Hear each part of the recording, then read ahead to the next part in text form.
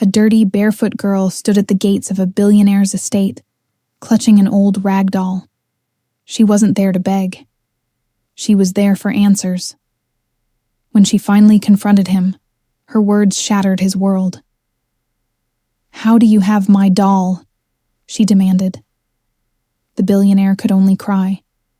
Before we continue with this story, don't forget to subscribe to the channel and like the video. Oh, and don't forget to comment below where you're watching us from. We love to know that. The morning sun burned hot over the city as 9-year-old Maya walked barefoot down the cracked sidewalk. Her feet were covered in dust and small cuts from the rough pavement. Her thin cotton dress hung loose on her small frame, faded from too many washes in cold water. She carried nothing but a worn cloth doll tucked under her arm. The doll had been with her for as long as she could remember.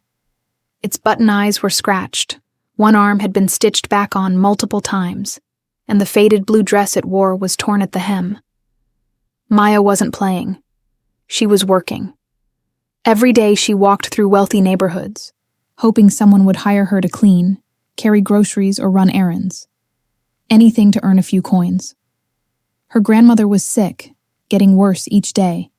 They had no money for medicine or doctors. The disease was eating away at her grandmother slowly. Some mornings, the old woman couldn't even get out of bed. She would lie there, coughing and struggling to breathe, while Maya tried to help her drink water or eat a piece of stale bread. Most people ignored Maya when she knocked on their doors. Some shooed her away like she was a stray dog, waving their hands and telling her to leave their property. Others just stared at her through the window and never answered at all. But Maya never gave up. Her grandmother had told her to stay strong, to keep trying, to never let the world break her spirit. So she did. She walked until her feet hurt, and even then, she kept going. Giving up wasn't an option. The neighborhoods she walked through were so different from where she lived. Here, the streets were clean and lined with tall trees. The houses were enormous, with perfectly cut grass and shiny cars parked in circular driveways. It was a world she didn't belong to. Then she saw it. The biggest mansion she had ever seen. It sat behind tall iron gates, surrounded by perfectly trimmed hedges and marble statues of angels and lions. The windows gleamed like mirrors in the sunlight. Everything about it screamed wealth and power. Maya stopped and stared, her mouth slightly open. She had passed this house before, but never had the courage to knock. Today felt different. Today she was desperate. Her grandmother had been worse than ever that morning, barely able to speak. She walked up to the gate slowly, her heart pounding so hard she could hear it in her ears. She reached out with a shaking hand and pressed the buzzer. For a moment, nothing happened. Then a voice crackled through the speaker, deep and calm. "Yes? Who is this?" the voice asked. Maya cleared her throat, trying to sound braver than she felt. "Sir, I'm looking for work. Cleaning, gardening, anything. Please, I really need help." There was a long pause. Maya held her breath. Then the voice said, "Wait there." A few seconds later, the gate slowly began to open with a low mechanical hum. Maya's eyes widened. She hadn't expected that. She stepped inside carefully, like she was entering a place she wasn't supposed to be. A tall man in an expensive gray suit walked toward her from the front door. His hair was neatly combed back, silver at the temples. His shoes shined like glass, and his face was clean-shaven. He looked like someone important, someone powerful. He stopped a few feet away from her and looked her up and down. Not in a mean way, but with curiosity, and maybe a little bit of pity. "You're very young to be working," he said, his voice softer now. Maya nodded quickly. "My grandma is sick. We need help." The man's expression softened even more. He seemed to be thinking something over. Then he sighed and said, "Wait here. I'll get you something." He turned and walked back toward the house. But as he went inside, the front door was left slightly open. Maya stood by the gate, shifting her weight from foot to foot. She was supposed to wait, but her curiosity was stronger than her fear. She took one step forward, then another, then another. Before she knew it, she was standing just inside the doorway. Inside, the mansion was unlike anything she had ever seen. The floors were polished white marble, so clean she could see her reflection. Chandeliers hung from the high ceiling like frozen waterfalls made of crystal. Paintings covered the walls, each one framed in gold. The air smelled like fresh flowers and something expensive she couldn't name. Everything looked untouchable, like it belonged in a museum. Maya's bare feet left faint dusty prints on the perfect floor. She felt out of place, like a stain on something pure. She walked slowly through the entrance hall, her eyes wide and unblinking. She looked at the paintings, the sculptures, the vases filled with white roses. She had never imagined people actually lived like this. It felt unreal, like a dream. Then something made her stop cold. On a glass shelf near a large window, lit by a beam of sunlight, sat a doll. Not just any doll. It was identical to the one she carried. Same size, same stitching pattern, same faded blue dress, same button eyes. Maya's breath caught in her throat. Her hands started to shake. She stepped closer, her heart hammering in her chest. How was this possible? Her doll had been given to her by her grandmother years ago. It was the only toy she had ever owned. There couldn't be another one exactly like it. She reached out slowly, her fingers trembling, and touched the glass case. Her reflection stared back at her, pale and confused. She looked from her doll to the one on the shelf, back and forth, trying to understand what she was seeing. The doll on the shelf looked newer, cleaner, like it had been carefully preserved and protected. But the design was unmistakable. The same lopsided smile stitched into the fabric face, the same pattern of flowers on the tiny dress, even the same missing button on one shoe. Maya's mind raced. Was this some kind of coincidence? Had someone made two dolls exactly the same? Or was there something else going on? Something she didn't understand? She felt a chill run down her spine despite the warm air. Then she heard footsteps behind her, sharp and quick. She spun around, her eyes wide with fear. The man in the suit had returned, holding a white envelope in his hand. But the moment he saw where she was standing, he froze in place. His face went completely white, like all the blood had drained out of it. The envelope slipped from his hand and fell to the marble floor with a soft thud. His eyes locked onto the doll Maya was holding. Then they moved to the one on the shelf. Then back to Maya. His mouth opened, but no words came out. He just stood there, staring, his chest rising and falling rapidly like he couldn't breathe properly. His hands began to tremble at his sides. Maya watched him, confused, and more than a little scared. She held up her doll defensively like it might protect her. "How do you have my doll?" she demanded, her voice shaking but loud. "This is mine. My grandma gave it to me." The man still didn't answer.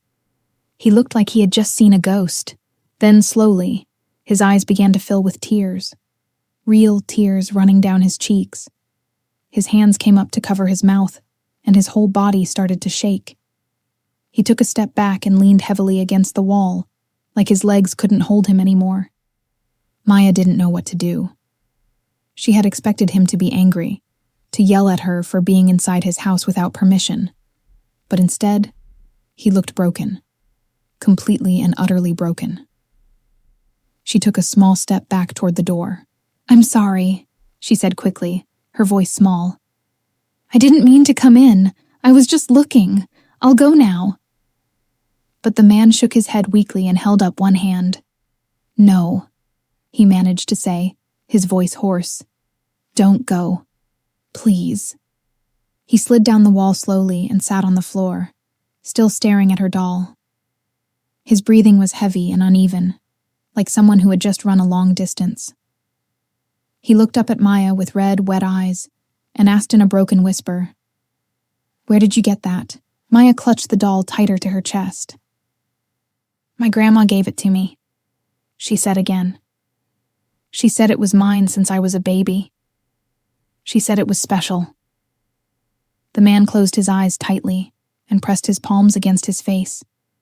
His shoulders shook with silent sobs. Maya felt a strange mix of fear and sadness. She didn't understand what was happening, but she could see this man was in real pain.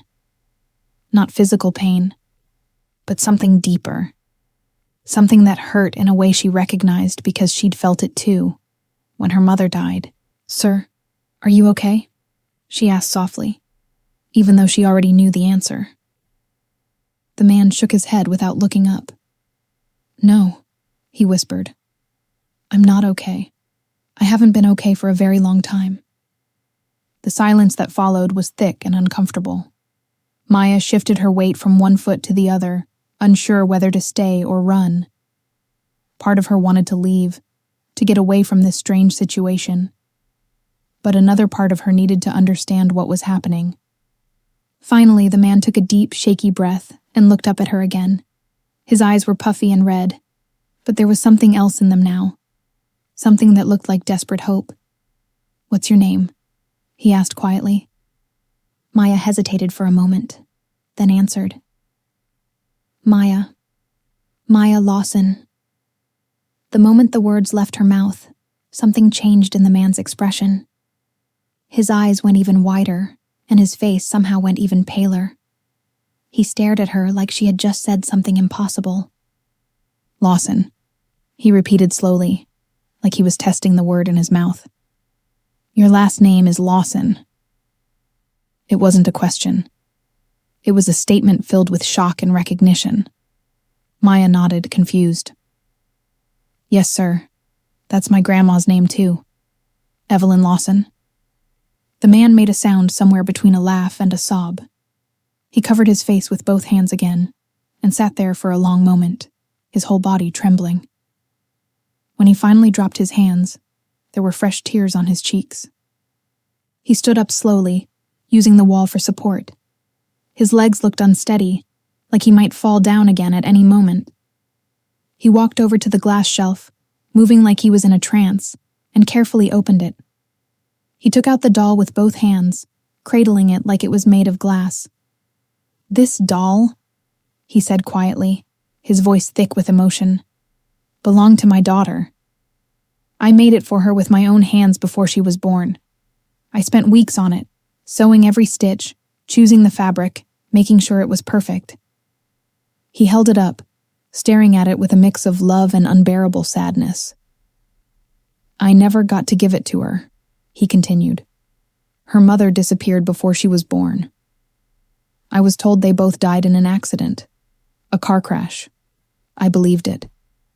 I had no reason not to." He looked back at Maya, his eyes searching her face desperately.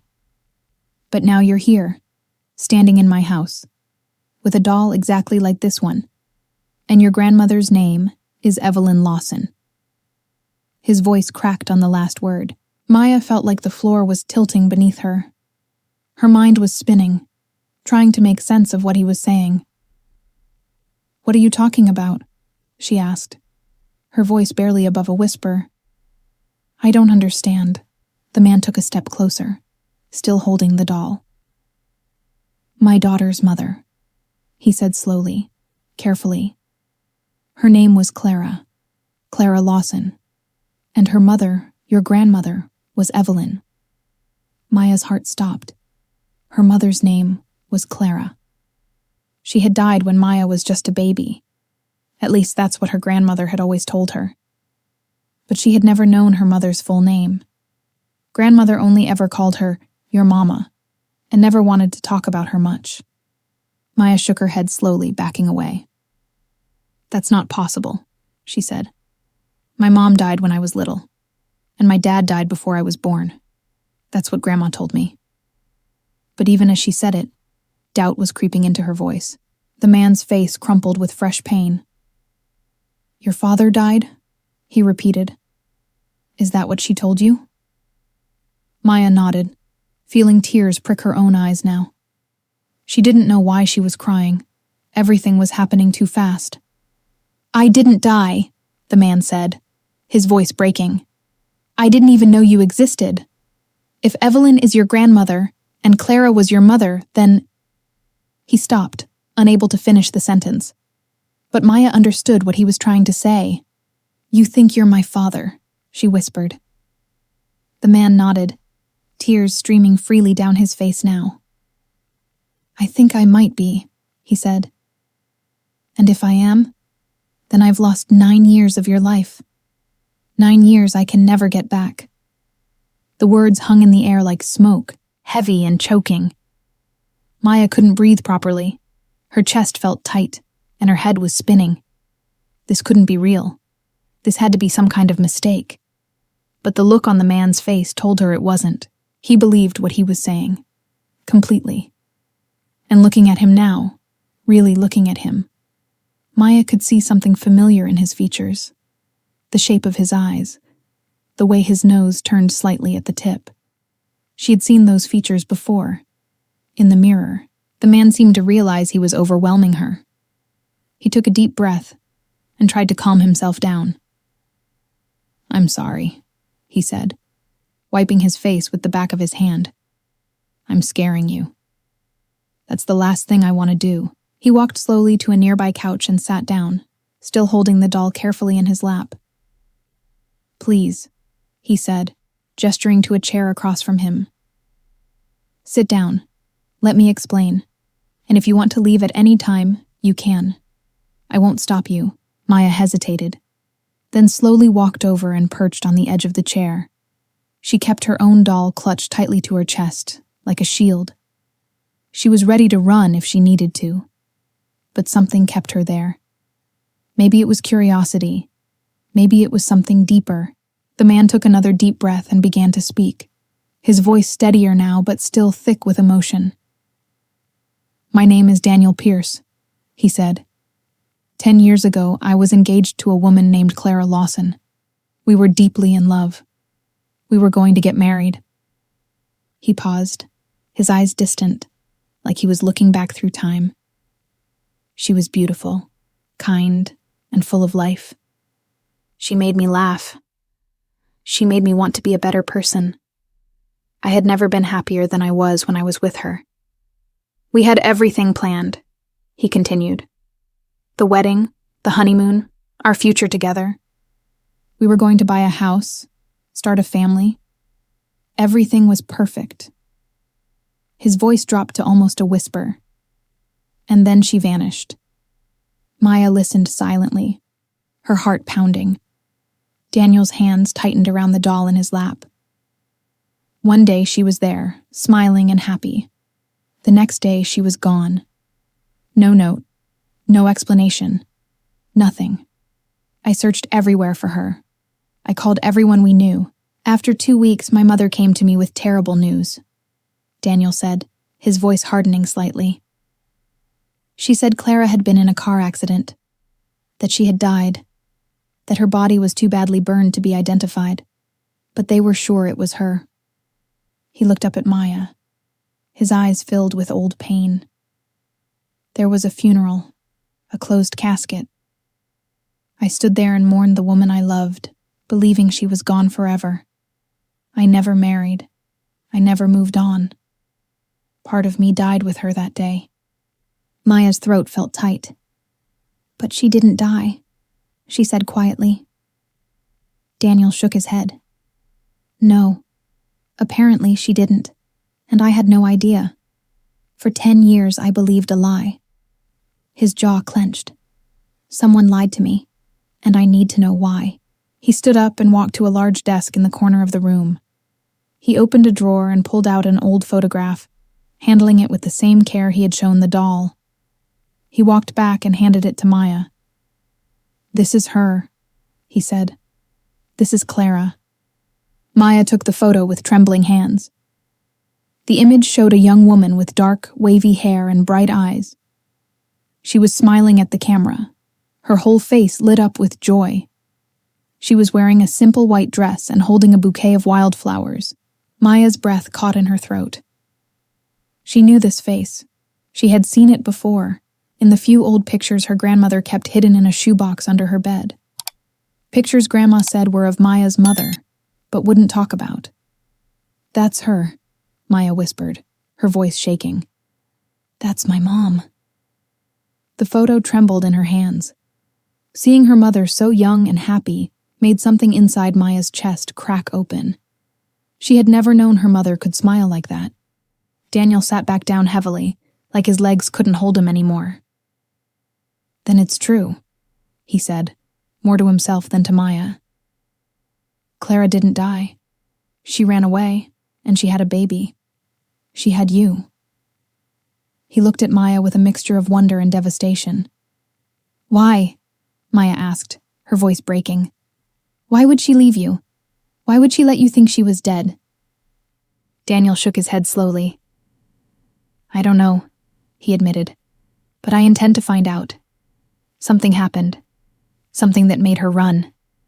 He leaned forward, his eyes intense. "You said your grandmother is Evelyn, right? Is she still alive?" Maya nodded. "She's sick. Really sick. We live together, just the two of us." Daniel's expression softened. "Can you take me to her? I need to talk to her. I need answers." Maya pulled back instinctively. "I don't know," she said nervously. "She doesn't like talking about the past. She gets upset when I ask questions." Daniel nodded understandingly. "I won't push her," he promised. "But please, I just need to understand what happened. Why I lost 10 years with my daughter." The word hung in the air. Daughter. Maya stared at him, and for the first time, she let herself really consider the possibility. Could this man actually be her father? The father her grandmother said was dead? Why would Grandma lie about something like that? "I need to think," Maya said, standing up abruptly. "This is too much. I need to go home." Daniel stood too, looking panicked. "Wait, please. At least take this." He hurried to the desk and grabbed the white envelope he had dropped earlier. "There's money in here," he said, pressing it into her hands. "For your grandmother's medicine, for food, for whatever you need." Maya looked down at the envelope, then back up at him. "Why would you give me money? You don't even know me." "Because," Daniel said, his voice cracking again, "if you're my daughter, then I've already failed you for 9 years. I wasn't there when you were born. I wasn't there for your first steps, your first words, your first day of school. I wasn't there." Tears were running down his face again. "I can't change the past," he said, "but I can help now. Please, let me at least do that." Maya stood there, torn between running away and staying. Finally, she nodded and took the envelope. "Thank you," she whispered.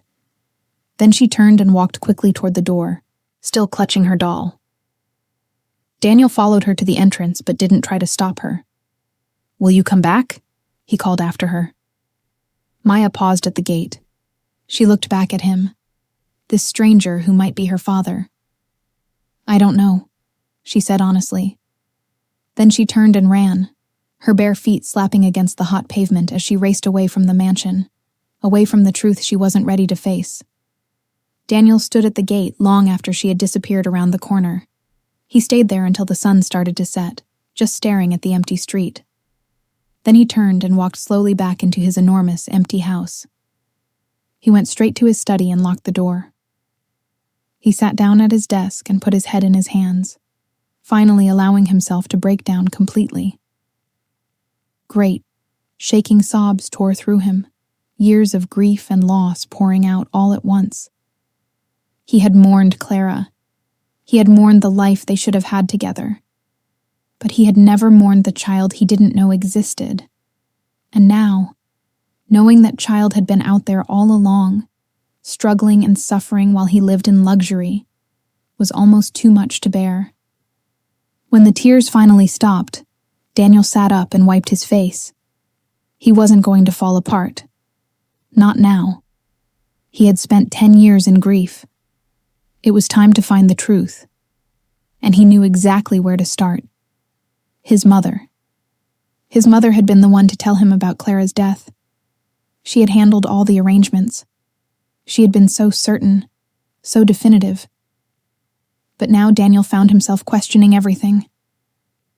Had she known? Had she lied to him? The thought made him feel sick, but he couldn't ignore it. His mother had never approved of Clara.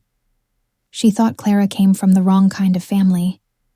She had made her disapproval clear on multiple occasions, though Daniel had always defended Clara. Could his mother have done something? Could she have paid Clara to leave? Threatened her? The woman Daniel remembered was cold and calculating, capable of almost anything to protect the family name and fortune. But would she really go that far? Daniel stood up and walked to the window. Outside, the sky had turned dark orange and purple with the sunset. Somewhere out there, Maya was walking home. His daughter.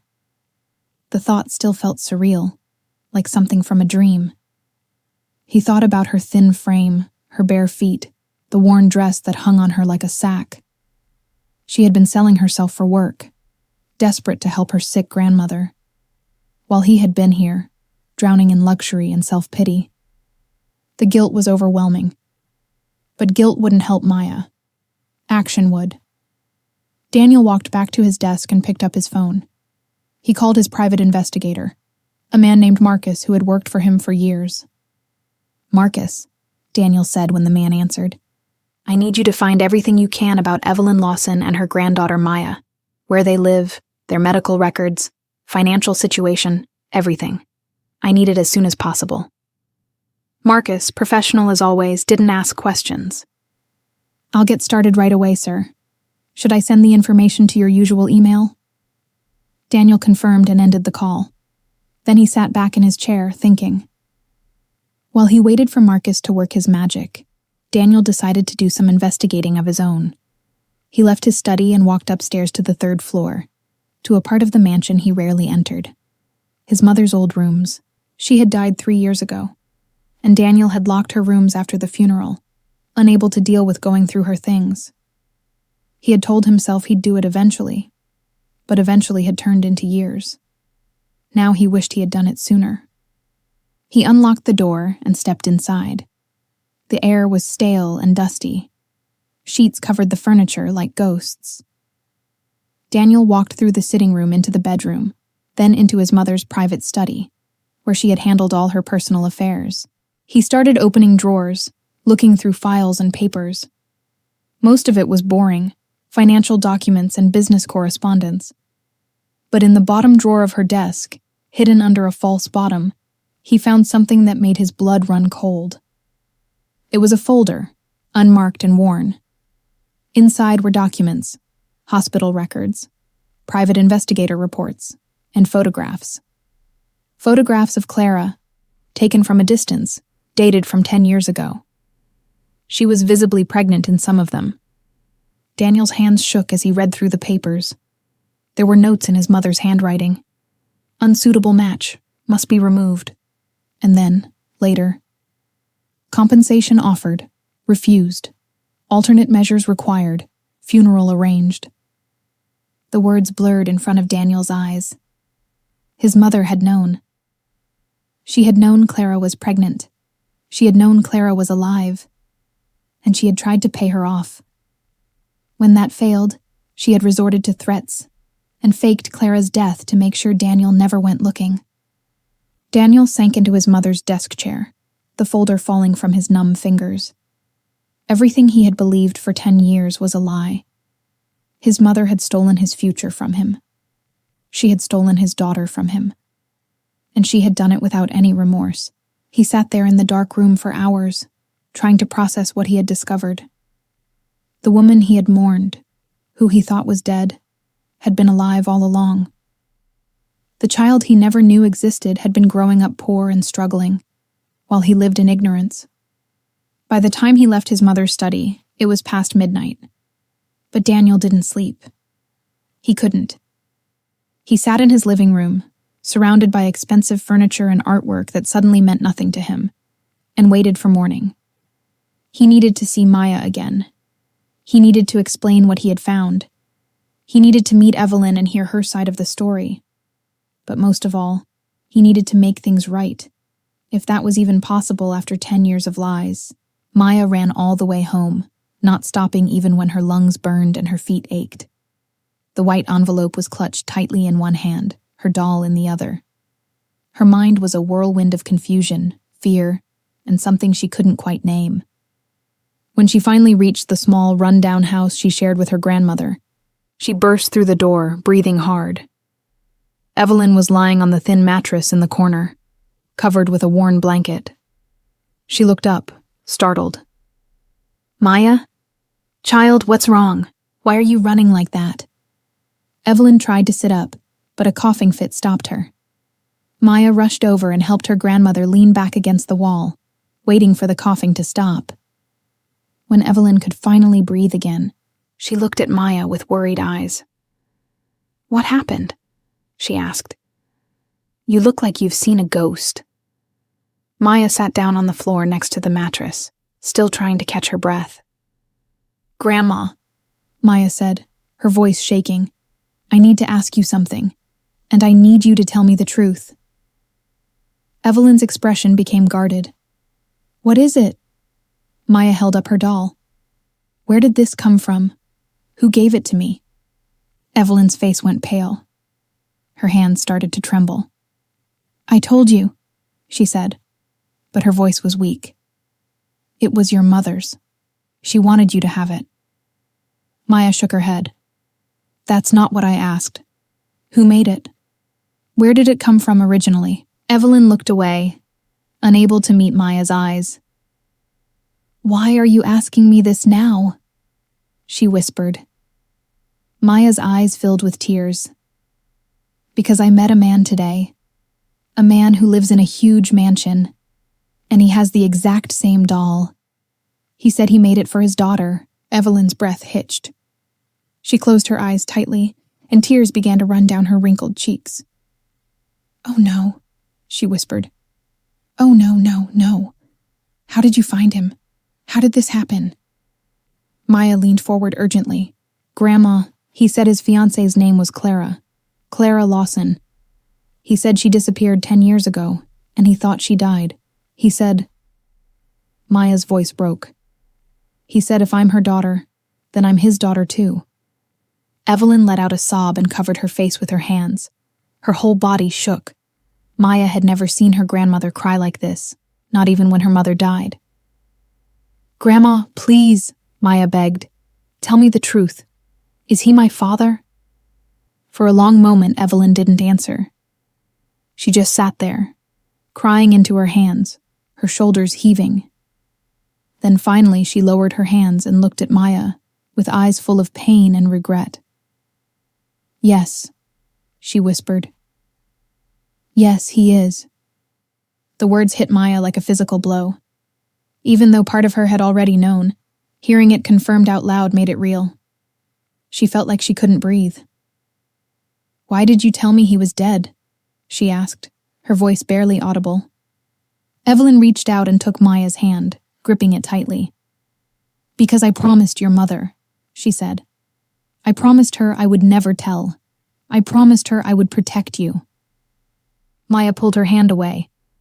"Protect me from what? From my own father? From his family," Evelyn said, her voice gaining strength. "From his mother. She was a dangerous woman, Maya. Cruel and powerful. She's the reason your mother had to run. She's the reason you grew up without a father." Maya stared at her grandmother, trying to understand. "What did she do?" she asked. Evelyn took a shaky breath and began to tell the story she had kept hidden for so long, the story Maya had never been allowed to know. "Your mother met Daniel when she was 19, Evelyn began.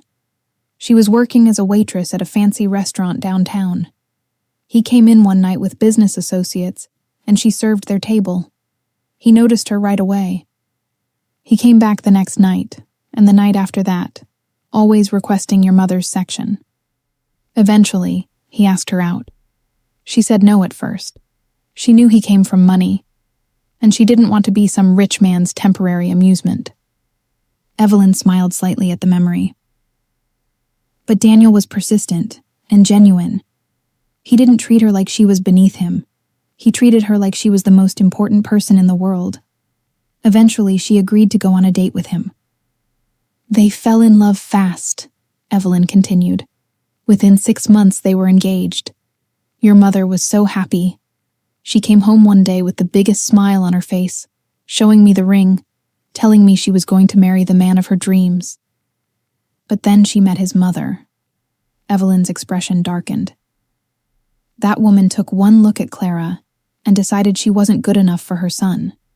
She made that very clear from the beginning. She was cold to Clara, insulting, dismissive. Daniel defended your mother every time, Evelyn said. He told his mother that he loved Clara and was going to marry her whether she approved or not. His mother smiled and said she'd come around eventually, but she was lying.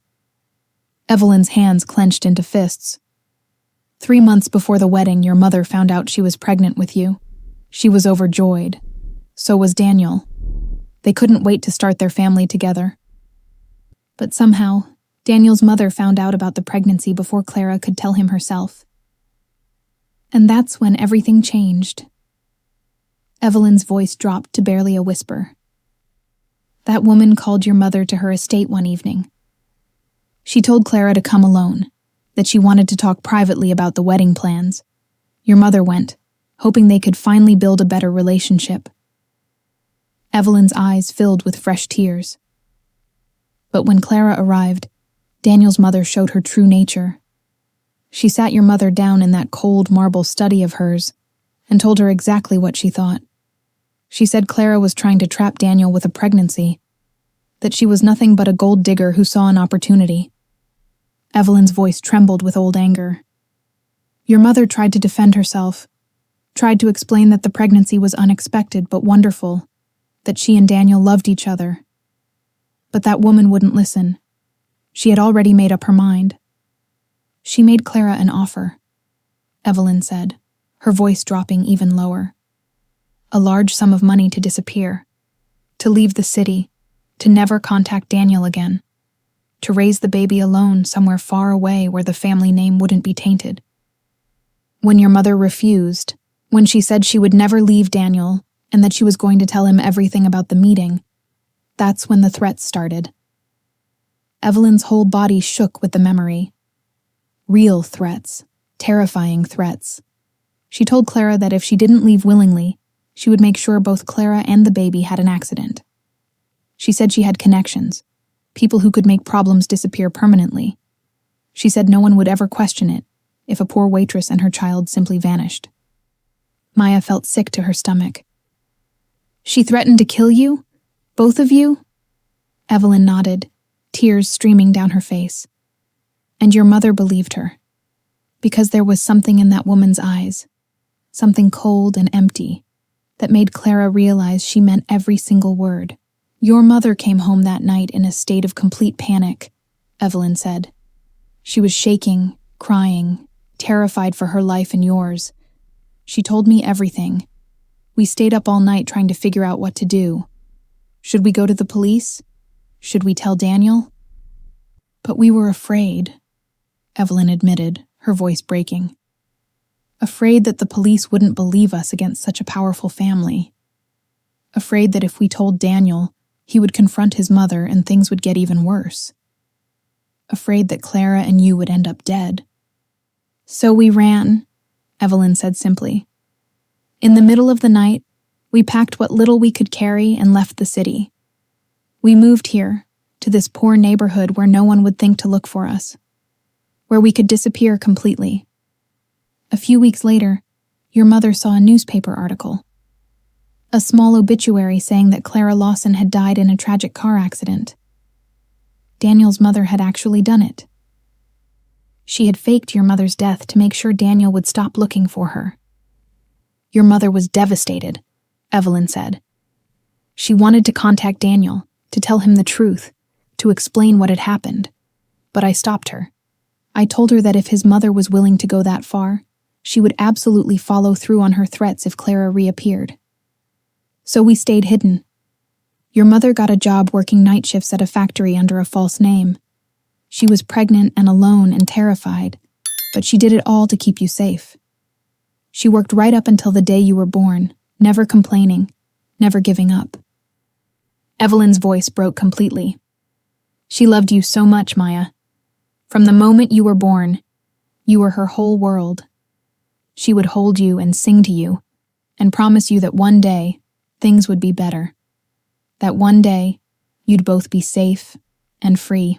But the stress, the fear, the years of constantly looking over our shoulders, it took a terrible toll on her health. When you were 2 years old, she started getting sick. Her heart, the doctor said. The constant strain and stress had weakened it beyond repair. She tried to fight it, tried to stay strong for you, Evelyn whispered. But she was so tired of running, of hiding, of being afraid every single day. In her last days, lying in that hospital bed, she made me promise 2 things. First, that I would raise you and keep you safe no matter what it took. That I would give you the love and care she couldn't anymore. Evelyn's tears fell freely now. And second, that I would never tell you about Daniel. She didn't want you to go looking for him. She didn't want you to risk drawing his mother's attention. She thought it was better if you believed he was dead, that you never knew he existed. She thought that was the only way to keep you truly safe. Maya sat in stunned silence, trying to process everything her grandmother had told her. Her mother hadn't abandoned Daniel. She had been terrorized and forced to run for her life. And Daniel hadn't abandoned them. He had never even known they existed. She died believing she was protecting you. Evelyn said softly. And I've spent the last 7 years keeping that promise, keeping you safe, keeping you hidden, even though it meant lying to you about your father every single day, even though it broke my heart every time you asked about him. Maya looked down at the doll in her lap, seeing it with completely new eyes now. This doll, she said quietly. He made it for me, didn't he? Before I was born.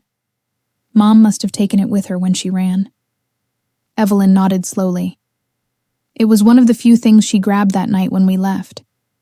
She said it was proof that Daniel had loved her, loved you, even though he didn't know about you yet. She held on to it all those years like a treasure.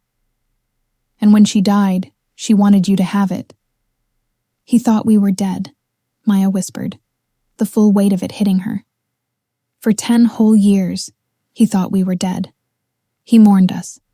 He grieved for us. And we were here the whole time, just a few miles away. The realization was crushing. I know, Evelyn said, her voice filled with profound regret. And I know you're angry with me for lying to you all these years. But Maya, I need you to understand.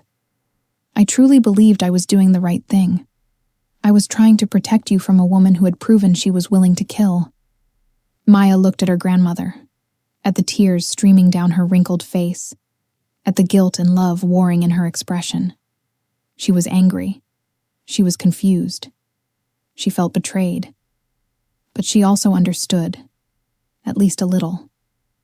Evelyn had made an impossible choice in an impossible situation. Is she still alive? Maya asked, her voice small. Daniel's mother? The woman who threatened you? Evelyn shook her head slowly. I don't know, child.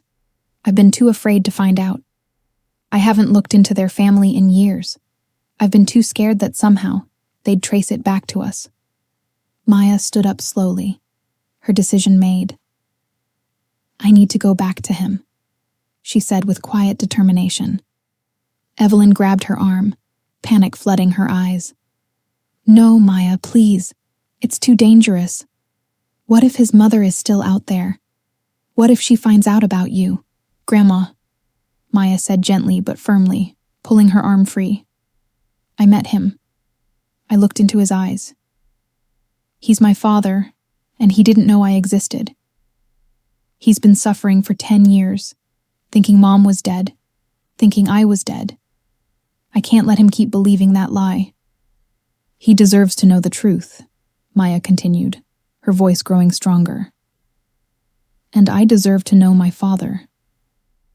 I've spent my whole life without him, without even knowing his name. I'm not going to waste any more time living in fear of a woman who might not even be alive anymore. Evelyn closed her eyes, fresh tears spilling over.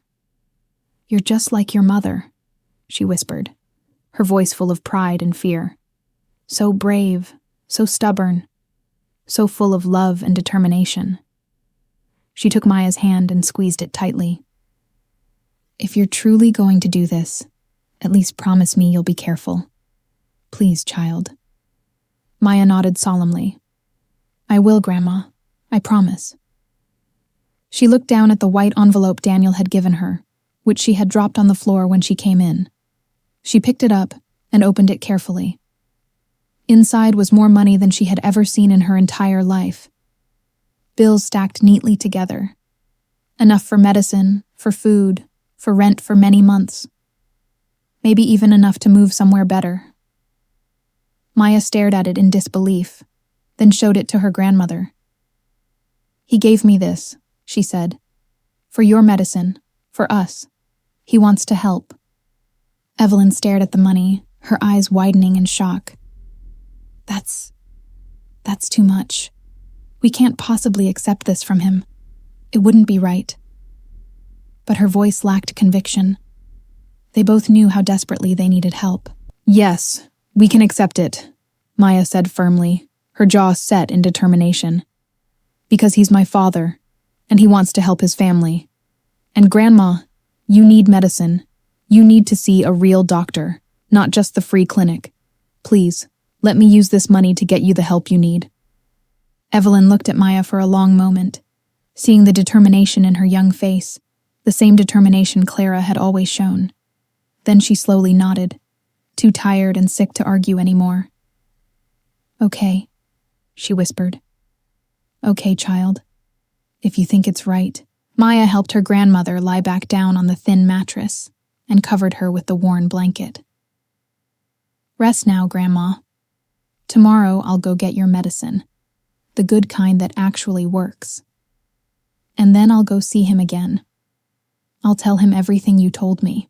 That night, Maya lay awake on her own thin mattress across the small room, staring up at the cracked ceiling. Her doll was clutched tightly to her chest, and her mind was racing with 1,000 thoughts. Everything she had believed about her life, about her family, about herself, was wrong. Her father wasn't dead. He had never abandoned them. He had been lied to, manipulated, just like she had. And somewhere in that big mansion on the hill, he was probably lying awake too, wondering the same thing she was, wondering if they could ever make up for the lost years, wondering if a father and daughter who were strangers could ever become a real family. Maya didn't have the answers to those questions. She didn't know what the future would hold. But she knew one thing with absolute certainty now. She was going back to that mansion tomorrow. She was going to face her father again. She was going to tell him everything her grandmother had revealed. And together, somehow, they were going to figure out how to move forward from all the lies and pain of the past. The next morning, Daniel woke up slumped over his desk in the study, having never made it to his bedroom. His neck was stiff, his eyes were red and swollen from crying, and his whole body ached. But his mind was clearer than it had been in years. He had a purpose now. He had to find Maya again. He had to make things right. He had to give her the life she deserved, the life his mother had stolen from her. But first, he needed to understand the full scope of what his mother had done. He needed all the facts. His phone buzzed with an incoming message from Marcus, his private investigator. Information compiled and ready, sending files now. Daniel opened his laptop with shaking hands and watched as multiple documents began downloading onto his screen. Medical records for Evelyn Lawson. Financial statements showing a life of poverty and struggle. School records, or rather, the lack of them for Maya. an address in the poorest section of the city, photographs of their tiny, run-down house with its peeling paint and broken steps. Daniel read through everything carefully, his heart breaking with each new piece of information. Evelyn Lawson, age 67, suffering from chronic respiratory illness and heart problems. No regular medical care due to complete lack of insurance and funds. Living on a meager disability check that barely covered rent. Maya Lawson, age 9. No school enrollment records for the past 2 years. Likely not attending any educational institution. No medical records at all, which strongly suggested she had never seen a doctor in her entire life. Living in conditions no child should ever have to endure. Daniel felt physically sick reading the reports. His daughter had been living in abject poverty, without proper care, education, or even basic necessities, while he had been here in his mansion, swimming in wealth he didn't need, living in luxury while she suffered. He stood up from his desk and walked to the large window overlooking his perfectly manicured grounds. His expensive cars sat in the driveway. His Olympic-sized pool sparkled in the morning sun. His tennis courts were pristine and unused. All of it felt obscene now, grotesque, meaningless. What good was any of this wealth if his own child was going hungry? If his daughter was walking the streets barefoot, begging for work just to buy medicine for her dying grandmother? Daniel made several decisions in that moment. He called his personal assistant and told her to arrange for the best respiratory and cardiac specialist in the entire city to make an immediate house call to Evelyn's address. Money was absolutely no object. He wanted her to receive world-class care starting today. He also arranged for a delivery service to bring groceries, fresh produce, meat, bread, everything a family would need, along with clothes in Maya's size, shoes that would actually fit her feet, blankets, and anything else he could think of that might help them. But he didn't go to their house himself. Not yet. He needed to give Maya space and time to process everything that had happened. He had seen the fear and confusion in her eyes when she ran away yesterday. He didn't want to overwhelm her or scare her again. He would wait for her to come back to him, if she chose to. And while he waited, he would continue investigating exactly what his mother had done. He needed to know everything, no matter how painful the truth might be. Daniel spent the entire day going through his mother's private papers with methodical precision. He found bank statements showing large payments to various private investigators who had apparently been tracking Clara's movements for weeks before she disappeared. He found records of bribes paid to city officials to create a fake death certificate. Correspondence with the funeral home that had staged the memorial service, complete with an empty casket and fabricated accident report. His mother had thought of everything. There were even more photographs, dozens of them, showing Clara going about her daily life in the weeks before she vanished. Shopping for groceries, walking to work, meeting with Daniel at restaurants. His mother had been having Clara followed and documented. The surveillance was thorough and chilling. His mother had known Clara's every move, every routine, every vulnerability. She had been planning her removal with cold, calculated precision, just waiting for the right moment to strike. Daniel found a journal in the bottom drawer of his mother's desk, written in her precise, elegant handwriting. He opened it with trembling hands and began to read. The entries from 10 years ago made his blood run cold. Daniel has become completely irrational about this Clara girl. He refuses to see that she's beneath our family's standards. I've tried reasoning with him, but he won't listen. More drastic measures will be required to protect our legacy. A few weeks later, Clara is pregnant. This changes everything. I cannot allow my grandchild to be raised by someone so unsuitable. I will handle this situation myself, as I handle everything Daniel is too weak to do. And then, after Clara's disappearance, problem resolved. Clara has been convinced to leave quietly. Daniel is devastated now, but he'll recover in time. Better a short pain now than a lifetime of embarrassment and regret. The funeral was well attended. No one suspects anything. Daniel threw the journal across the room, unable to read anymore.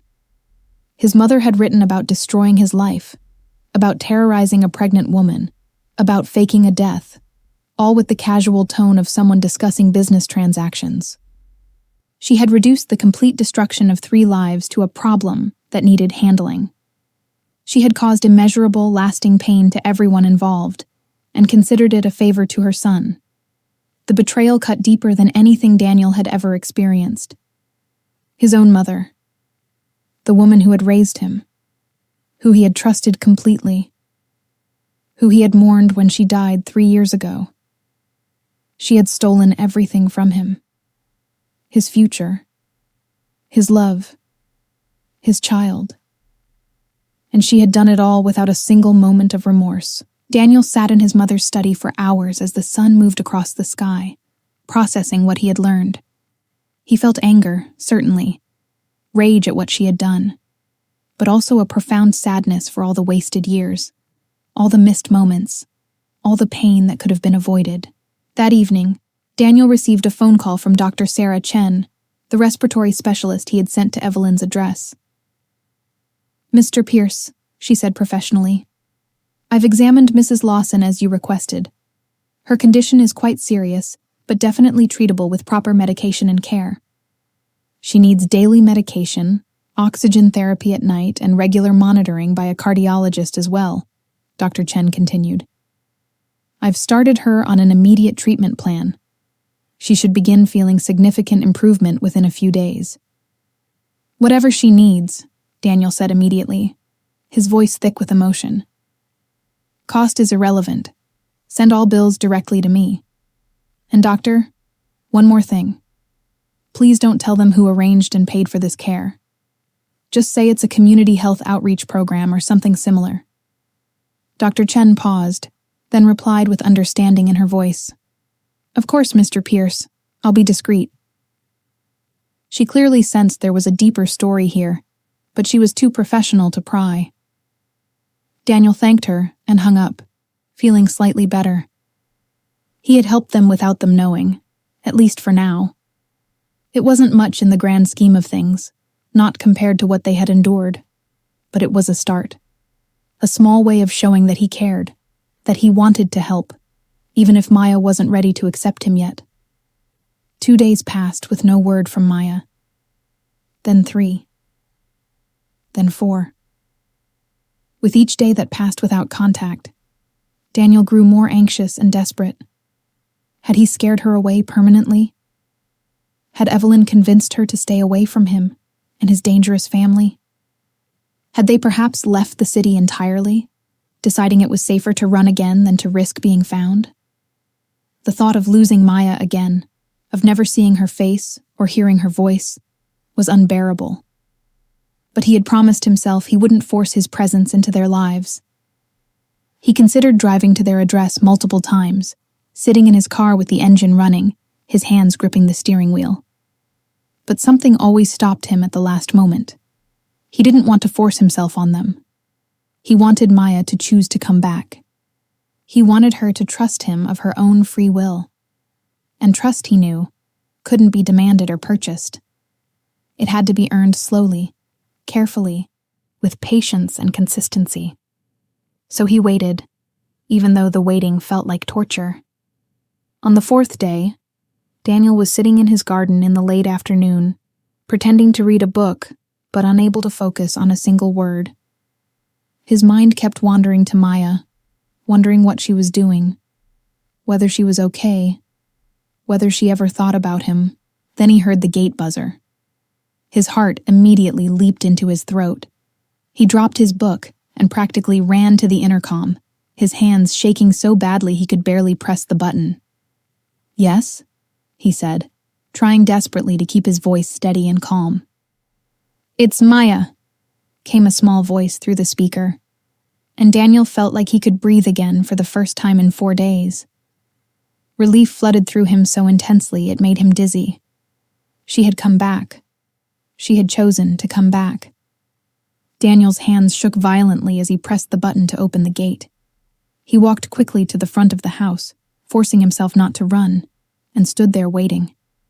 His heart was pounding so hard he could feel it in his throat, hear it echoing in his ears. Maya appeared around the bend in the driveway, walking slowly but steadily toward him. She was wearing new shoes, he noticed immediately. Clean, proper shoes that actually fit her feet.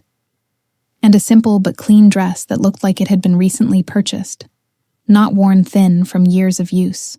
Someone had bought her proper clothes. Had it been Evelyn using the money he'd given them? Or had someone else helped them? He didn't know, but he was grateful either way. She looked healthier somehow, more confident, even though only 4 days had passed. "You came back," Daniel said, trying to keep the overwhelming relief and joy out of his voice and failing completely. Maya stopped a few feet away from him, still maintaining that careful distance.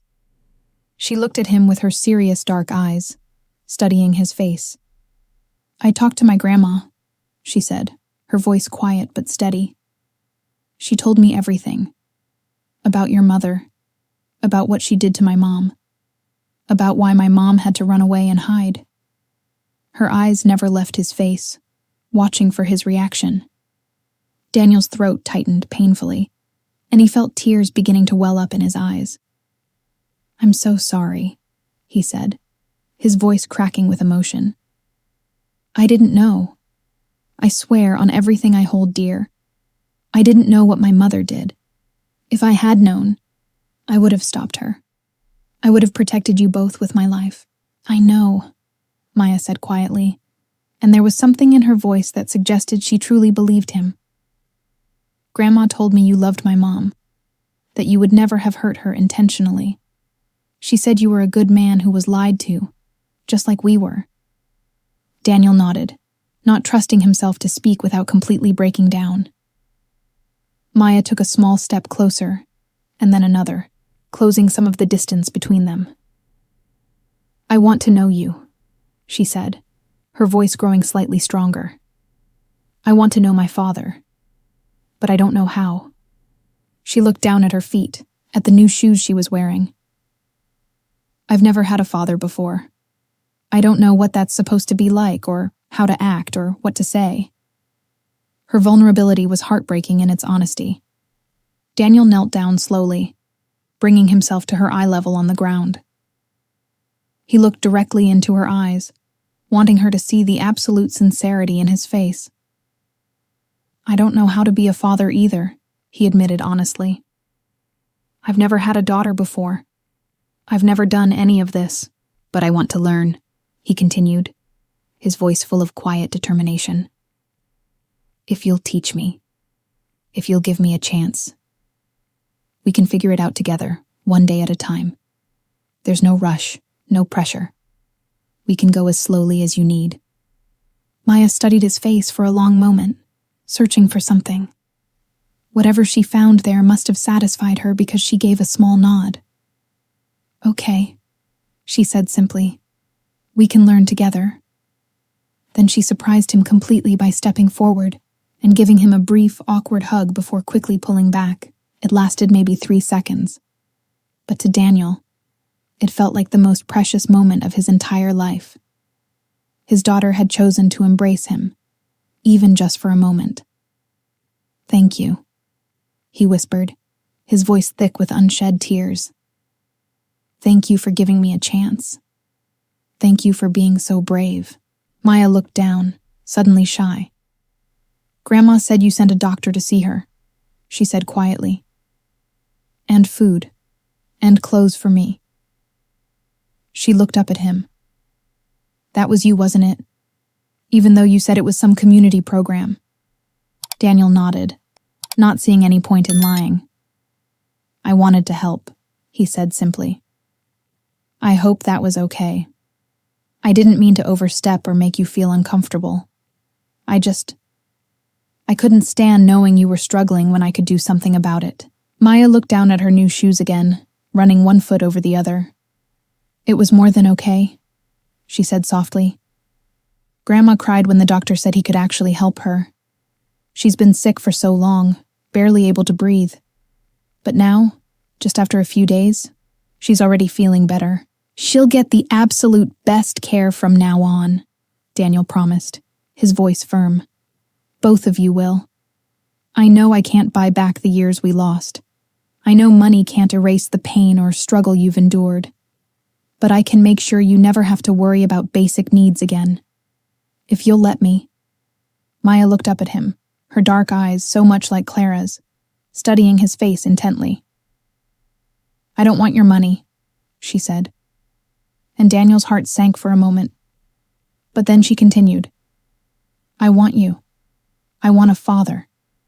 That's way more important than any amount of money could ever be." Daniel felt his heart simultaneously break and heal in that single moment. This child, who had grown up with absolutely nothing, who had spent years struggling just to survive, who had every reason in the world to want financial security above all else, was telling him she valued his presence more than his wealth. He didn't deserve her. He didn't deserve this second chance. But he was grateful for it beyond words. "You have me," he said, his voice trembling with emotion. "For as long as you want me. For as long as you'll let me be part of your life. I'm not going anywhere. I promise you that." Maya nodded, seeming satisfied with his answer. "Good," she said with the hint of a small smile. "Because I have a lot of questions about you. About Mom. About everything." Her curiosity was endearing, so childlike despite all she had been through.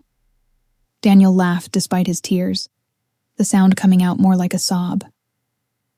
"I'll answer every single one," he promised. "No more secrets. No more lies. Just truth from now on, no matter how difficult it might be. You deserve that much and so much more." And he did answer her questions. They spent the rest of that afternoon sitting together in the garden, surrounded by flowers and sunshine, just talking. Maya asked about her mother, about their relationship, about the time before she was born. She wanted to know everything. Daniel told her all of it. How he had first met Clara at that downtown restaurant where she worked. How she had made him laugh with her quick wit, sharp intelligence, and genuine warmth. How he had fallen completely in love with her kindness and strength, not caring at all that she came from a different economic background.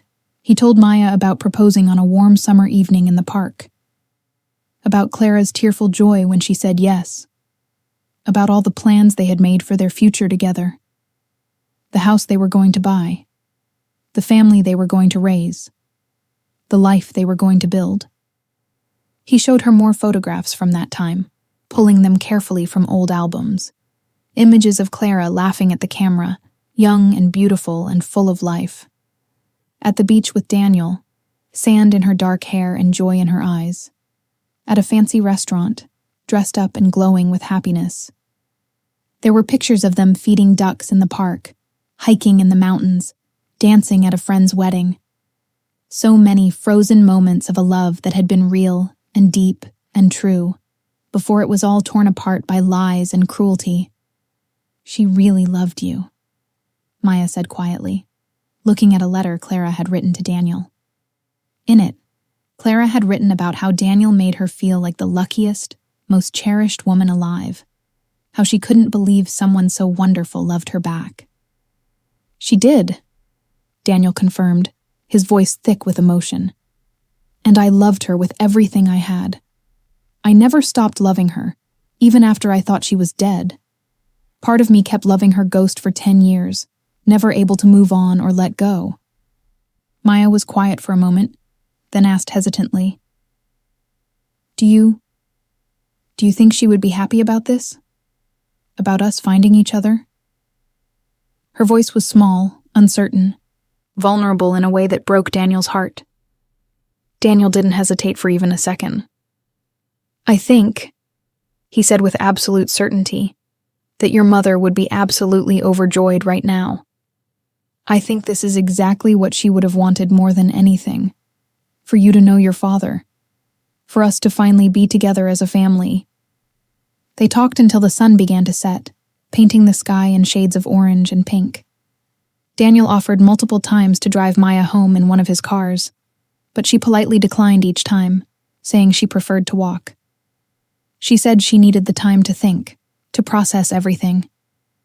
Daniel understood completely and didn't push.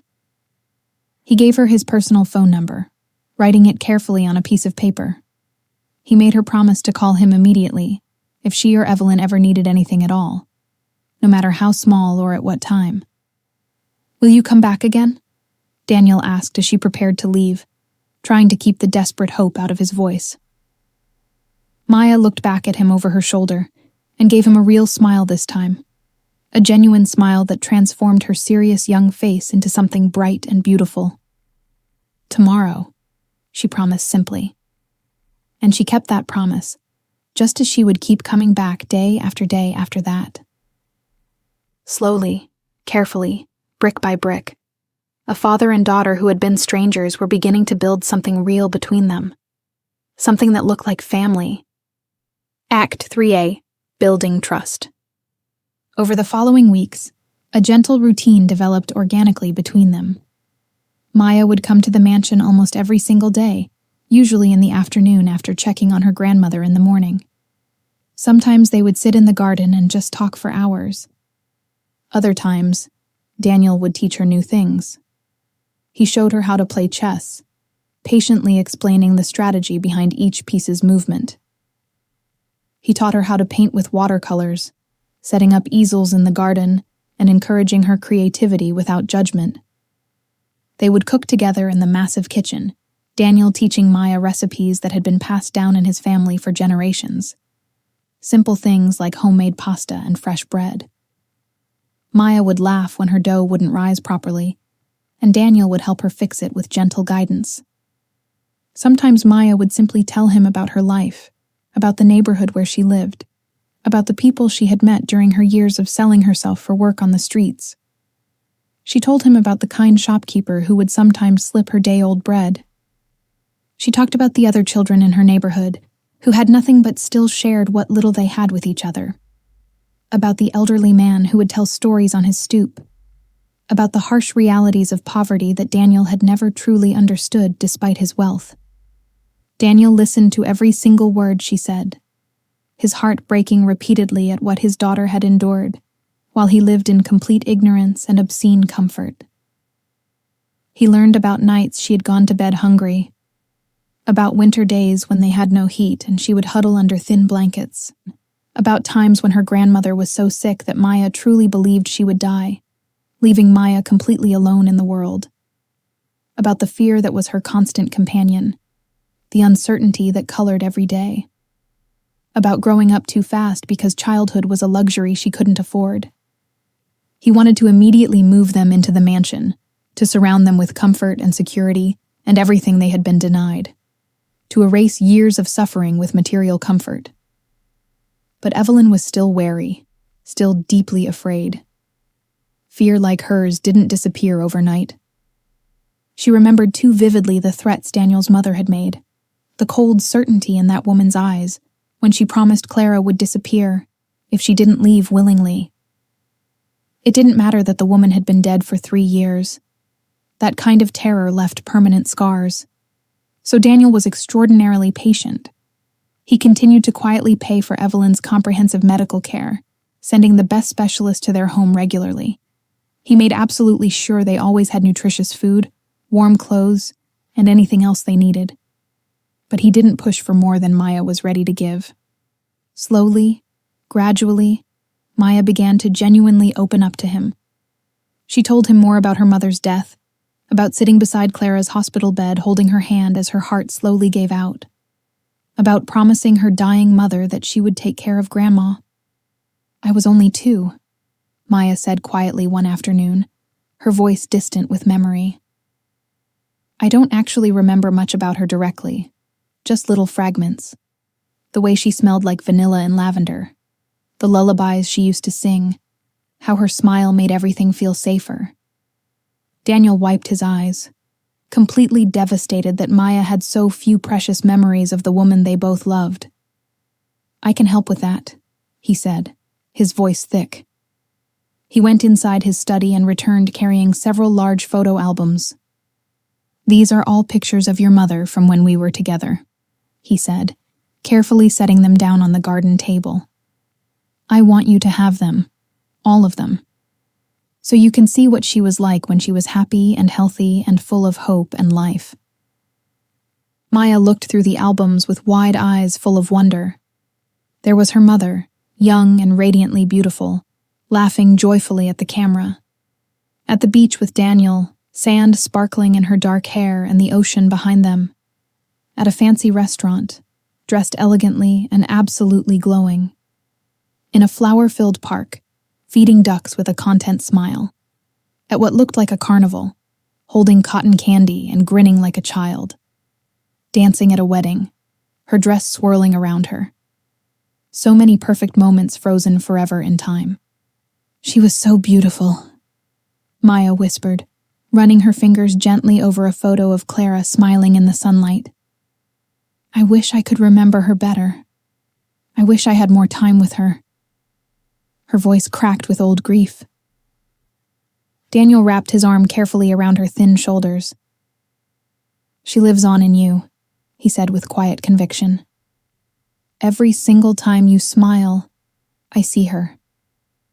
You have her eyes, her determination, her incredibly kind heart, her inner strength. She's still here, in every part of you. These tender moments of genuine connection became increasingly frequent.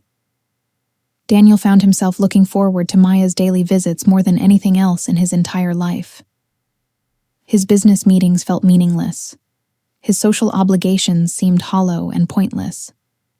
Nothing compared to the simple joy of spending time with his daughter, teaching her things, learning about her, watching her slowly begin to trust him, seeing her smile more often, hearing her laugh, a sound more precious than anything money could buy. One afternoon, Maya arrived at the mansion looking particularly troubled. Daniel noticed immediately, having learned to read her expressions and moods. "What's wrong, sweetheart?" he asked gently, using the endearment for the first time and hoping she wouldn't mind. Maya bit her lip nervously, a habit she had when wrestling with difficult thoughts. "I've been thinking a lot lately," she said slowly. "About school, about education. I haven't been able to go in years now. Grandma couldn't afford it, and I needed to work to help us survive." Daniel's heart sank hearing the confirmation of what he had already suspected. "Would you like to go to school?" he asked carefully, trying to keep his voice neutral and not show how much the thought of her missing education pained him. Maya nodded eagerly, her eyes lighting up with genuine excitement. "I really want to learn things. Real things. Reading advanced books, mathematics, science, history. I want to be smart. I want to understand the world. I want to have a future that's different from my past." "You're already incredibly smart," Daniel assured her firmly. "But I can absolutely help you get into an excellent school. The very best school in the entire city if that's what you want." But then he saw her face fall slightly. "What is it?" he asked, concerned. Maya looked down at her hands. "It's Grandma," she said quietly. "I need to be there for her during the day, to help her with things, to make sure she takes her medicine, to be there if she needs me. I can't just leave her alone all day." Daniel had been prepared for exactly this concern. He had been thinking about it for days. "What if," he said very carefully, "your grandmother came to stay here at the mansion, with you? There's more than enough room for both of you. So much space it's honestly ridiculous for just one person." Maya's eyes went wide with surprise. "Really? You would let us both live here?" Daniel nodded emphatically. "This house has been empty and lonely for far too long. It would be an absolute honor, a genuine privilege to share it with you and your grandmother, if she's willing to come. She could have her own private suite with everything she could possibly need," Daniel continued. "Professional nurses could check on her regularly. She'd have the best medical care available, and you could go to school every day knowing she's safe and well cared for." "I'll ask her," Maya said, but uncertainty clouded her features. "She's still really scared, though. Of your family. Of what might happen if we're too visible. The fear is so deep in her, it's hard for her to let it go." Daniel understood that fear completely now. "My mother is dead," he said gently. I have proof of that. Death certificates, burial records, everything. And I have no other family who would ever oppose this. No one who would hurt you. It's just us now. Just our small family. That evening, Daniel did something he had been deliberately avoiding for weeks. He went back to visit his mother's grave for the first time since her funeral 3 years earlier. He stood there in the quiet cemetery, looking down at the expensive marble headstone. He felt nothing but cold anger and profound betrayal. "You took absolutely everything from me," he said to the silent stone. "You destroyed the life I should have had. You kept my daughter from me for 10 years. You let me mourn a woman who wasn't actually dead. You watched me suffer and grieve while Clara was out there struggling and terrified because of your threats." Daniel continued, his voice hard and bitter. "You robbed me of watching my daughter grow up, of her first steps, first words, first day of school, of being there when she needed me most. I hope you can see us now from wherever you are," Daniel said, his voice dropping to barely above a whisper. "I hope you can see that despite everything you did, despite all your manipulation and lies and cruelty, love won in the end. I found my daughter. And we're going to be a real family whether you would have approved or not," he finished firmly. "Your legacy of control and cruelty ends with me. I'm choosing love. I'm choosing truth. And there's nothing you can do about it anymore." He turned and walked away from the grave without looking back, feeling genuinely lighter somehow. He had said what he needed to say. Now he could finally, truly move forward, without the oppressive weight of his mother's memory holding him back or filling him with guilt. 3 days later, Maya arrived at the mansion with the biggest smile Daniel had ever seen on her face. She practically ran up the driveway, her excitement palpable. "Grandma said yes," she announced breathlessly, her words tumbling over each other. "She said she's tired of being scared all the time. She said it's finally time to stop hiding and start actually living." Daniel felt profound relief wash over him like a wave. "That's wonderful news," he said, his own smile matching hers. "When would you like to move in? We can arrange everything. I'll make sure you're both completely comfortable." Maya laughed, the sound bright and genuine. "We don't really have much to move," she said honestly. "Maybe we could come tomorrow, if that's not too soon." Daniel shook his head emphatically. "Tomorrow is perfect. I'll send a car for you both, and I'll have rooms prepared especially for you." He spent that entire evening making sure everything was ready.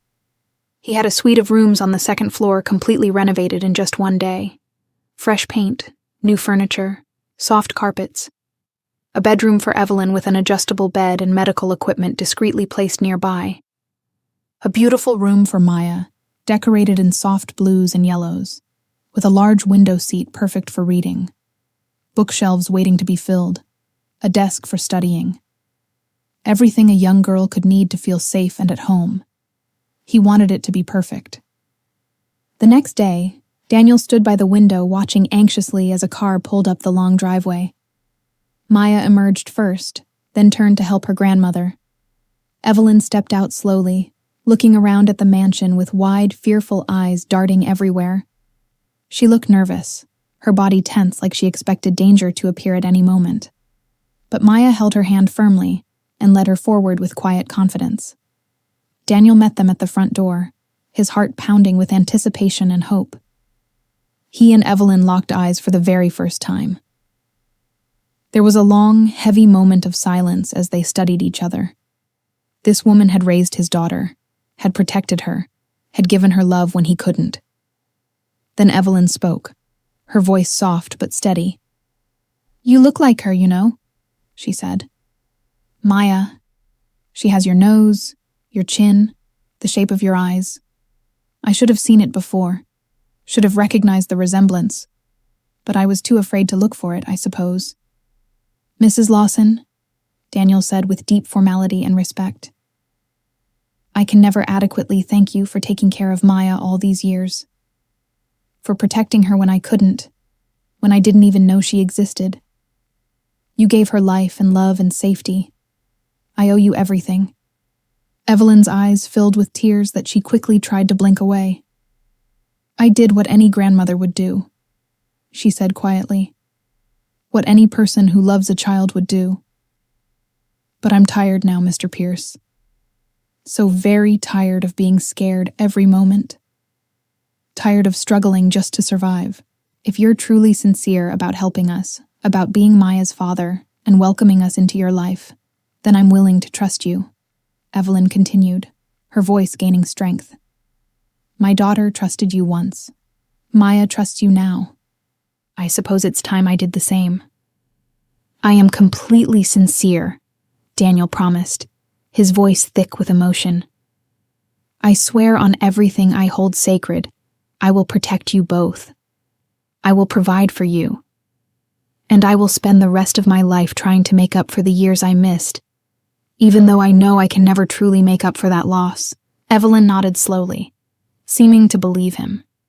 Then she surprised him completely by reaching out and squeezing his hand with her thin, aged fingers.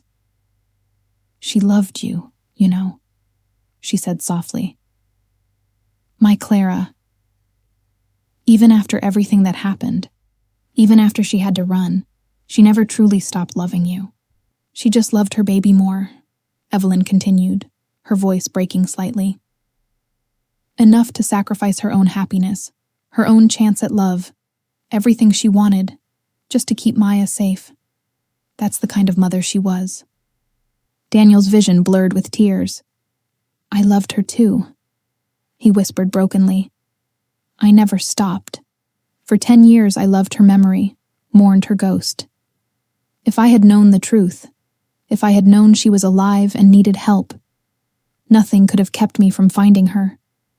Evelyn smiled sadly, a smile full of understanding and shared grief. "I know," she said simply. "I can see it in your eyes. The same way Clara used to look when she talked about you. That kind of love doesn't die, even when everything else falls apart."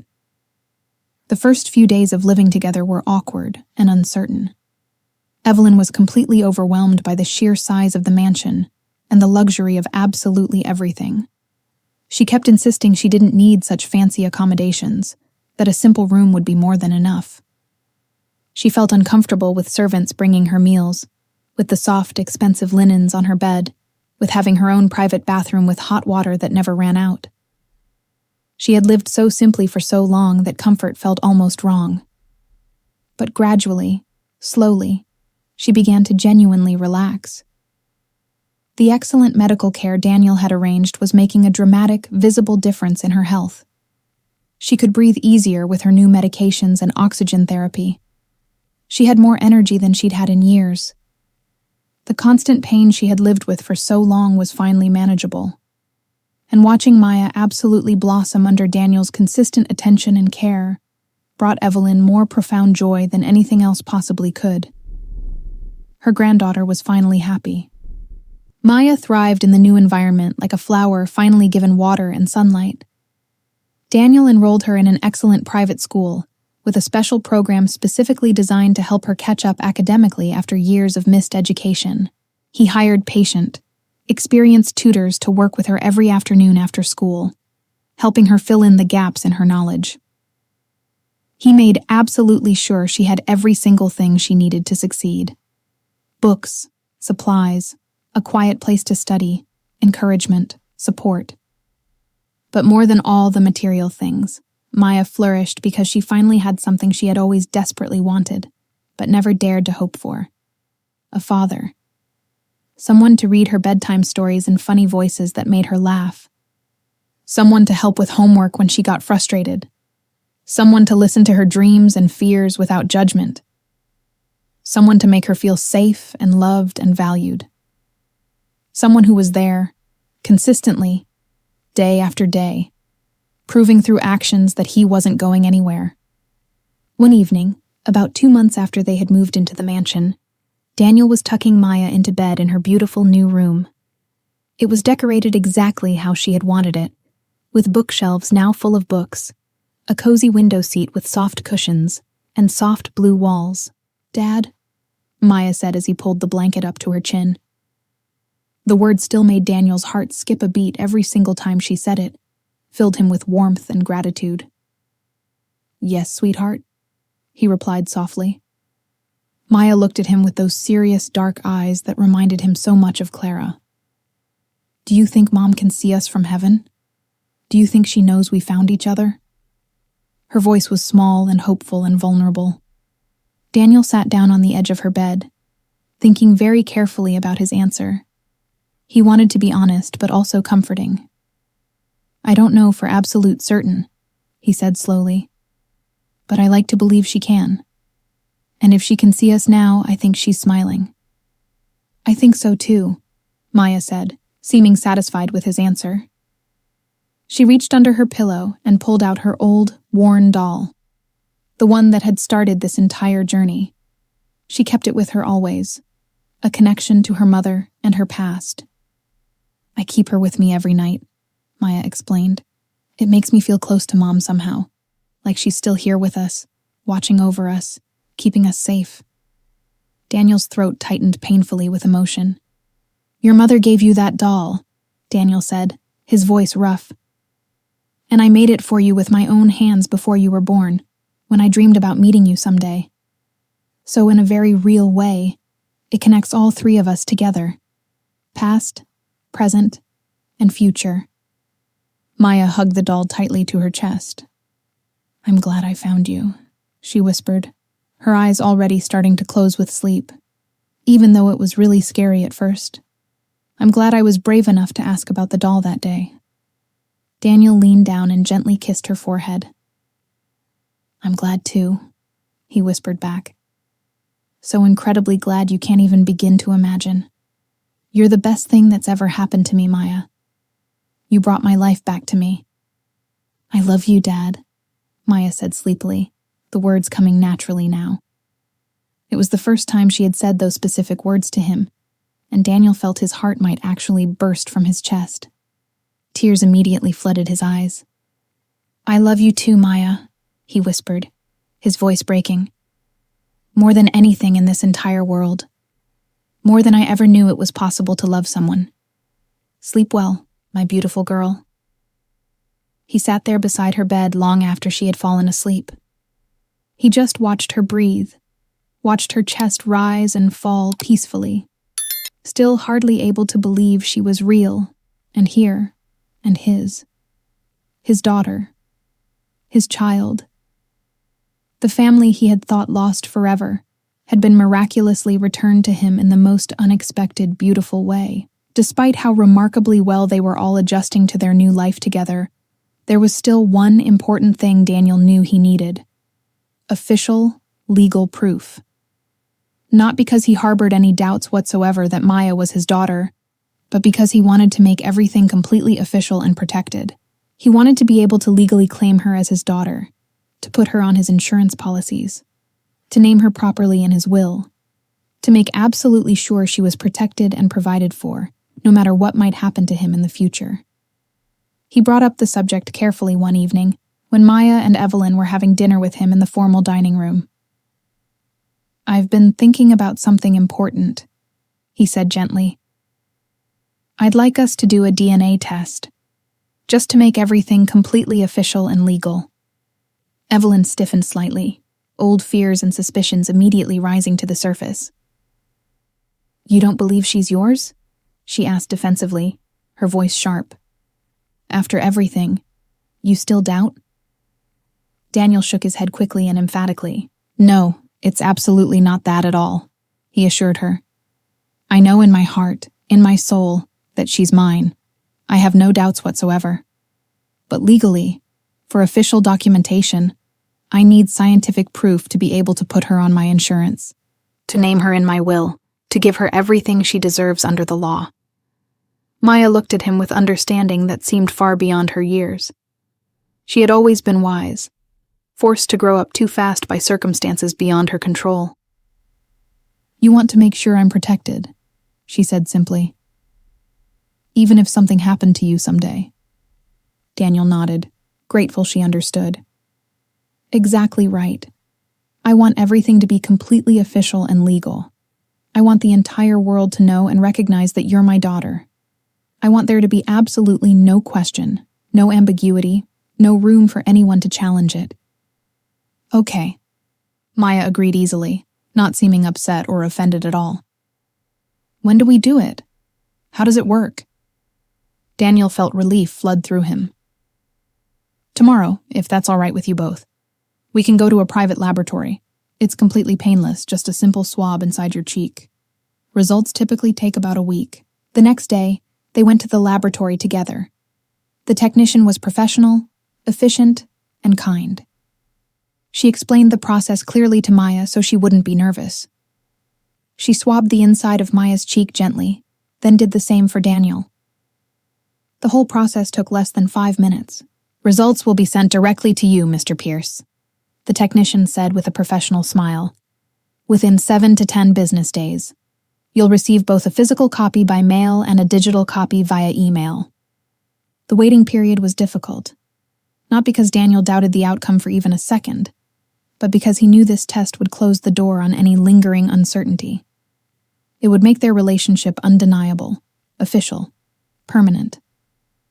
Every day that passed felt like an eternity. In the meantime, life continued its new, happier rhythm. Maya absolutely excelled in school, soaking up knowledge like a sponge that had been dry for far too long. Her teachers were genuinely amazed at how quickly she was catching up academically, how hungry she was to learn.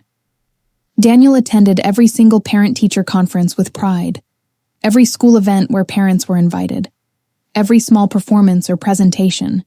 He was there in the front row, always, beaming with pride. People began to recognize him as Maya's father, and it filled him with joy every single time. Evelyn's health continued its remarkable improvement with proper, consistent medical care. The color had returned fully to her cheeks. She had gained healthy weight. She could walk around the entire mansion without getting winded or needing to stop and rest. She spent her days reading contentedly in the massive library, sitting peacefully in the beautiful garden, enjoying the sunshine and flowers, or simply resting without the constant worry and fear that had plagued her for so many years. She could finally breathe, in every sense of the word. One quiet afternoon, Evelyn found Daniel alone in his study working on business documents. "May I speak with you for a moment?" she asked from the doorway. Daniel immediately put aside his work. "Of course, Evelyn. Please come in and sit down." Evelyn settled carefully into a comfortable chair across from his desk, her expression serious. "I owe you an apology," she said without preamble. Daniel started to protest, but she held up a hand. "Please let me say this. I need to say it. I should have told you about Maya years ago," Evelyn continued, her voice heavy with regret. "I should have found a way to contact you when your mother died 3 years ago, but I was afraid, paralyzed by fear, and that fear cost all of us precious, irreplaceable time together." "You were protecting Maya," Daniel said gently, his voice full of understanding. "You were doing what you believed was right, what Clara asked you to do. You were keeping your promise to your daughter." "I don't blame you for that, Evelyn. I could never blame you. But those years," Evelyn said, her voice breaking. "You missed her first steps, her first words, her first day of school, birthdays, holidays, all those precious small moments that make up a childhood. You can never get those back, and it's partially my fault." Daniel leaned forward across his desk. "What's done is done," he said firmly but kindly. "We can't change the past, no matter how much we might want to. All we can do is make the most of the present and the future, and that's exactly what we're doing. Maya is here now," he continued. "She's safe, she's happy, she's thriving. You're here and you're healthy. We're together. That's what matters now. Not the years we lost, but the years we still have ahead of us." Evelyn wiped her eyes, nodding slowly. "You're a good man, Daniel Pierce," she said softly. "My Clara chose well when she fell in love with you. I see now why she loved you so much, why she never really stopped loving you even when she had to leave. The waiting for the DNA results felt endless. 7 days passed with agonizing slowness. Then 8. Then 9. Finally, on the 10th day, a thick envelope arrived by courier. Daniel's hands trembled violently as he signed for it. He took the envelope into his study and just stared at it for several long minutes, almost afraid to open it. Even though he knew what it would say, even though he had no doubts, this was still monumental. This would make everything official and real and permanent. Finally, he tore open the envelope with shaking hands and pulled out the official document. His eyes scanned the page frantically, looking for the key information. And there it was, in bold black letters that left absolutely no room for doubt or question. Probability of paternity, 99.99%. Daniel Pierce is confirmed to be the biological father of Maya Lawson. Daniel read the words 3 times to make sure he wasn't imagining them. Then he covered his face with both hands and wept. All the pain, all the waiting, all the questions and uncertainty. It all ended with one clear, definitive number. She was his daughter. Not maybe, not possibly, but absolutely and scientifically and undeniably. His daughter, his child, his family. He sat there for a long time, just letting the reality wash over him. Then he picked up the phone with hands that were still shaking and called for Maya and Evelyn to come to his study. When they arrived, he was still wiping tears from his face. "The results came," he said simply, holding up the document. "Would you like to know?" Maya nodded, her own eyes wide. Daniel took a deep breath. "It's official. 99.99% match. Confirmed paternity. You're my daughter, Maya. Legally, scientifically, officially, forever." Maya's eyes immediately filled with tears. Evelyn put her hand over her mouth, her own tears starting to fall. Daniel stood up and opened his arms, and Maya ran into them without hesitation. He held her tightly, this precious child who had found her way back to him against all odds. "You're really my dad," Maya whispered against his chest. "Really, truly, officially." Daniel held her even tighter. "I really am," he confirmed, his voice choked with emotion. "And nothing and no one can ever change that or take it away. You're mine and I'm yours, forever." They stood like that for a long time, just holding each other, letting the reality sink in completely. Evelyn watched them with tears streaming down her face, but they were happy tears now. Tears of relief and joy and hope. After that day, everything felt different somehow. More solid, more real, more permanent. Daniel began the legal process of officially changing Maya's last name to Pierce, with her enthusiastic consent. He wanted her to carry his name, to be recognized legally as his daughter in every possible way. He updated his will, ensuring that Maya would inherit everything if anything happened to him. He added her to all his insurance policies. He set up trust funds for her education and future. He made absolutely certain she would be protected and provided for no matter what. But more importantly than any legal documents or financial arrangements, their relationship continued to deepen and grow stronger with each passing day. They developed their own traditions and inside jokes, their own ways of being together. Every Saturday morning, they would make pancakes together in the kitchen, always making a mess and laughing about it. Every Sunday evening, they would watch old movies together in the home theater, sharing popcorn and commentary. Daniel attended every single one of Maya's school events, cheering louder than any other parent. He helped her with homework every night, even when it meant relearning mathematics he had forgotten years ago. He was there for her, consistently and constantly. Maya started calling him Dad without any hesitation or awkwardness. It became natural, automatic. And every single time she said it, Daniel felt his heart swell with gratitude and love. He had been given a second chance at the family he thought he'd lost forever. One evening, several months after the DNA results had been confirmed, the 3 of them were having dinner together in the smaller, more intimate family dining room. It had become their favorite place to share meals, more comfortable than the formal dining room. They were laughing about something Maya had said, the sound filling the room with warmth and joy. Daniel looked around at his family, at Maya's bright smile and Evelyn's peaceful expression, and felt overwhelming gratitude. He raised his glass of water in a spontaneous toast.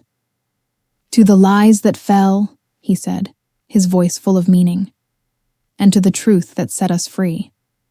Maya and Evelyn both raised their glasses, understanding the depth of what he was saying.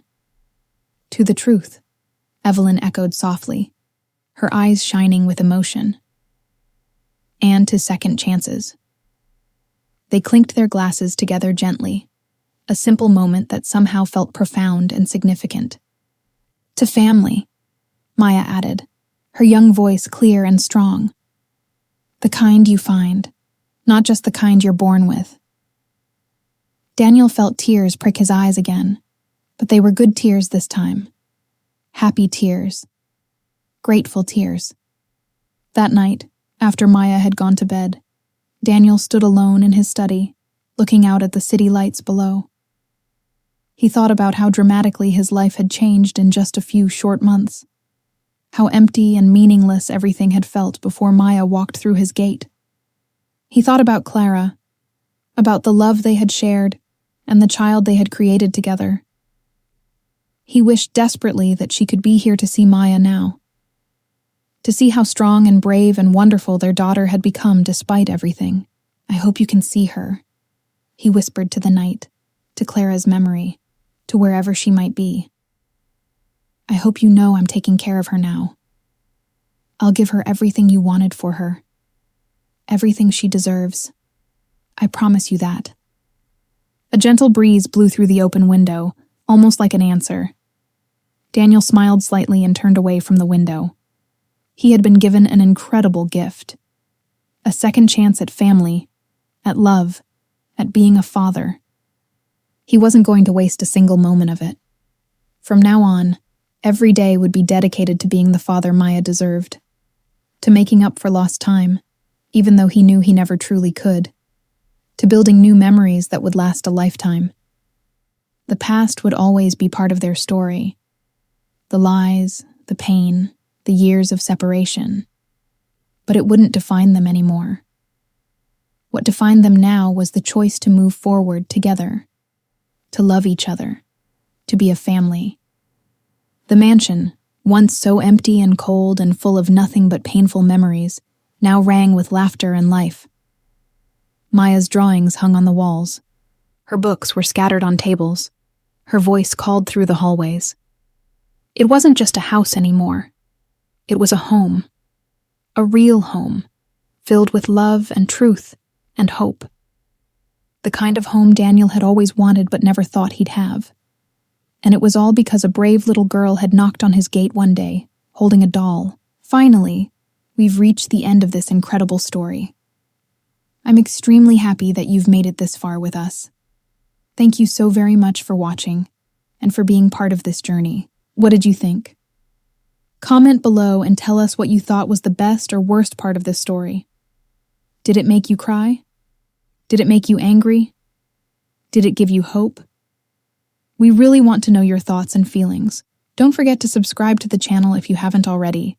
We have so many more amazing stories to share with you. Hit that like button if this story touched your heart in any way. And please share this video with someone who might need to hear this message about truth, family, and second chances.